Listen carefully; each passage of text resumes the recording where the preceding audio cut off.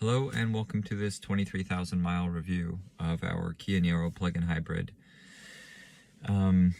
This is the 2023 model, and as of now, looks like the 2025 model is exactly the same Gen 2 Kia Niro plug-in hybrid. So all the components are the same, so whether you're planning on buying this car now, if you bought the 2023 or 2024 model, we should have all the same components. The same 1.6 liter engine, the same 80 horsepower electric synchronous motor, permanent magnet synchronous motor, same 11.1 kilowatt hour battery. All the components we're about to discuss should be the same.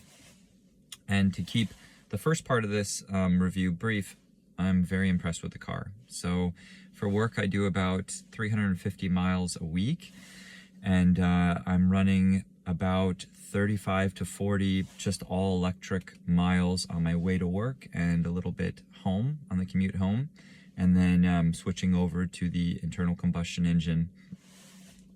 And so we're averaging, if it's just the internal combustion engine without battery reservoirs, just running as a hybrid vehicle, you know, with brake regen, I'm running around 50 to 53 miles a gallon on Hakkapeliitta 9 non-studded tires, so it's a much heavier tire than the stock tire. This is all to say I'm very impressed with the efficiency of the car. It's a 4,600 pound car, so it's a very heavy car that has a very low center of gravity. Something I really like about this car, being that it's a heavy car, it's really grounded, and I think it's got a really comfy ride. It's also very equally balanced between the front and rear. With a total weight of over 4,600 pounds, it's got exactly 2,300 on the front and 2,300 and change in the rear.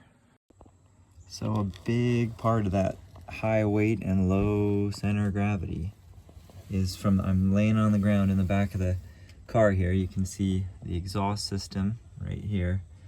But that's the 11.1 kilowatt hour battery. It's got 96 cells, around 3.6 volts in 2 packs. So it's one battery pack completely, but it's 2 packs on either side. And then in those, there's 2 subcompacts of like 24 cells. And they have temperature monitoring and of course voltage monitoring for every cell. And that's how the weight, I don't know, I think that's what makes this car, for me, a really sticky car on the road.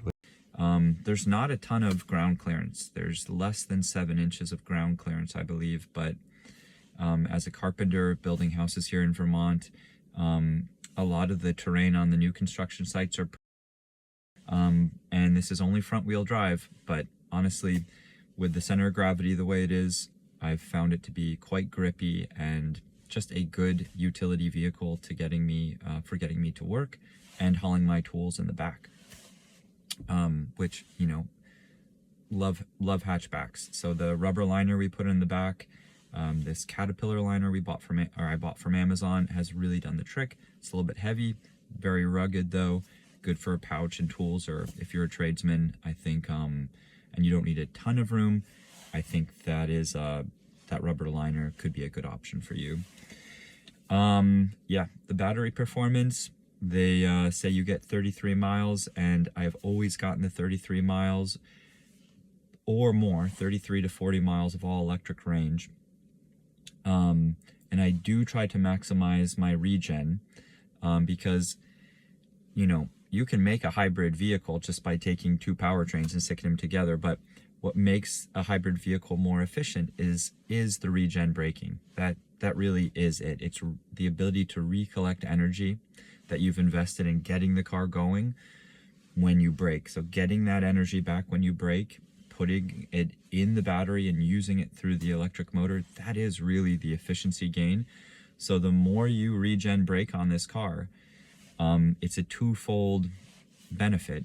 You'll be getting a more efficient ride because you're storing more power from the ride, and you're saving your brake pads. So the brake pads on this car still feel great. Performance-wise, the car has really handled well, and I think the fit and finish is really great. I mean, it's noticeably just, it feels tight and right, and I actually do love that it's a deceptively heavy car, so it's got that nice grounded feeling. And so I think you will, I think it's sportier than I think it's given credit for. Materials used inside, the seats, the comfort level, I just don't think you'll be disappointed with some of the design intelligence gone into this car. We had one issue, which was, and I did a video about this, and it was a few months ago. It was a power inverter cable, which delivers power from the 11.1 kilowatt hour battery, the 360 volt battery, to the hybrid power control unit under the hood here. So it runs along the length of the car.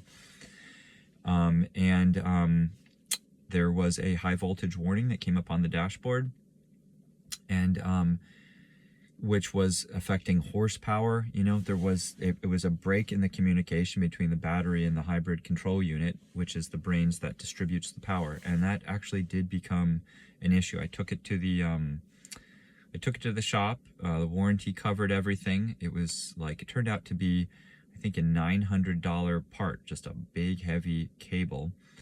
They communicated with Kia America, which is located over in Irvine, California, I believe, and they got it fixed, and the car's been great since. And I did some research online wondering who else has encountered this issue.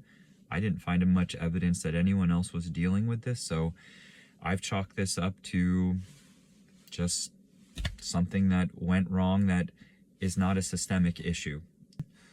That's really been the only issue. Otherwise, everything Kia said this car will do, it has done, and I feel grateful to own it, and hopefully to get another 9 years out of it. That's the goal, is to get it over 200,000 and just to get my 9-year-old through high school. This is our work and family car. Other details that you might be interested in, I've had 3 of my oil changes tested, and I've posted those results, but I'll put them up here. Essentially, the one thing that I've been concerned with was fuel dilution, which is when gasoline actually makes its way down the cylinder walls in the internal combustion engine and gets down into the crankcase and dilutes the oil, which is already a very thin, almost watery, very lightweight oil. It's an OW16 weight. It's all synthetic at this weight. I believe it's only synthetic when you get oils that are this light. And the OW16, I think, is used because it creates so little friction, and because you're dealing with an engine in your car that is turning on and you're putting it under a load very quickly before it can warm up. So a lightweight oil allows these parts to move very quickly. But having smelled the dipstick and smelled my first few oil changes, I was concerned about the fuel dilution. Turns out this has really not been an issue of the last 3 lab tests. So I'm no longer really worrying about this, but I am doing oil changes every 5,000 miles. This is my review of the 2023 Kia Niro plug-in hybrid, and it's all thumbs up for us, knock on wood. Just very impressed with the performance of the car, and we're gonna keep the Hakkapeliitta 9 winter tires on, which I totally recommend for this car. I'll put the size that I purchased, and just best wishes with you and your ride, and thanks for watching. Okay, thank you. Bye.